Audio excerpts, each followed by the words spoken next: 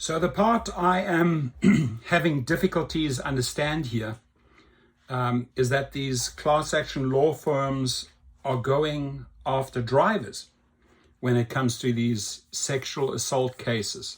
So here they say Uber's sexual assault cases, who's affected? Were you or a loved one sexually assaulted by an Uber or Lyft driver? Uber received nearly 6,000 reports of serial sexual assault in 2017 and 2018 combined, according to a safety report.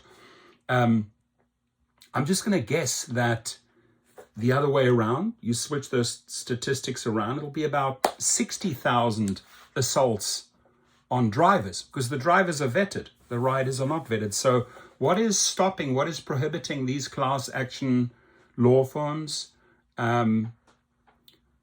not going after Uber and Lyft and attaching those rider names? They can get those rider names very, very easily. They can get the driver's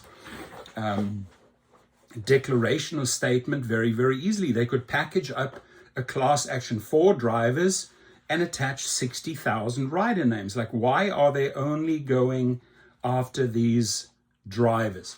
So if there's any serious law firm out there, and when I say serious, I mean a law firm that's willing to look at both sides.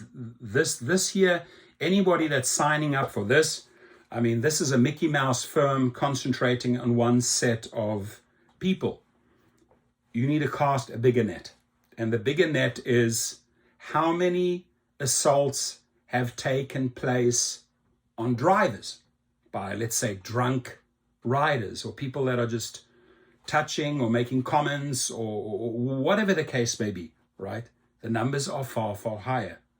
Again, what is stopping you weak law firms from going after that group of people? So the sexual assault allegations that were reported, and by the way, so this is reported, oh, this is what drivers did to riders. Well, guess what? Riders do the same upon drivers, but to a far, far higher percentage. The sexual assault allegations that were reported fall under one of the following: non-consensual kissing of a non-sexual body part. I mean, I've had numerous chicks try to kiss me while I'm driving. Crazy. Attempted non-consensual sexual penetration. No, haven't had that during any trips. Non-consensual touching of a sexual body part. I believe I've had that by some female riders. Non-consensual kissing of a sexual body part. I haven't personally experienced that. Non-consensual sexual penetration. I have not experienced that.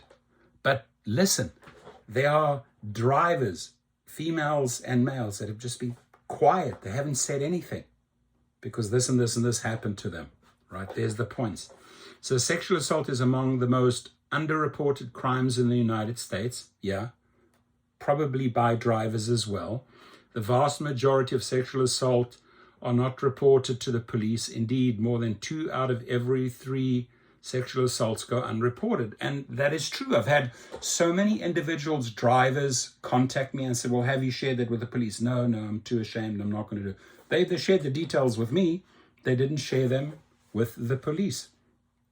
So they go unreported. Notes of rape, abuse, and incest all go unreported. That means that it is likely that there are more Uber sexual assault crimes that were not reported. Yeah, and here again, you're concentrating on one demographic. Lyft has also faced allegations of sexual assault perpetrated by its drivers, perpetrated by its riders, by the passengers. Do you qualify? Legal help is available, blah, blah, blah.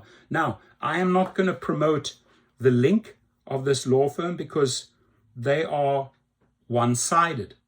Here they ask, you were sexually assaulted by an Uber driver between 2009 and present. You were sexually assaulted by a Lyft driver between 2012 and present. The sexual assault was perpetrated while the Uber or Lyft driver was working in official capacity, either before, during, or after a person used the Rideshare service. Right? See if you qualify. Now, I can ask the question in the following way. You were sexually assaulted by an Uber rider between 2009 and the present. You were sexually assaulted by a Lyft rider between 2012 and the present. The sexual assault was perpetrated while the Uber or Lyft rider was in your car. Okay, that number is 10 times higher, dear law firm, than what you are going after. So it's time to act. And if there's any law firm or class action law firm with some balls, with some titanium testicles, hit me up.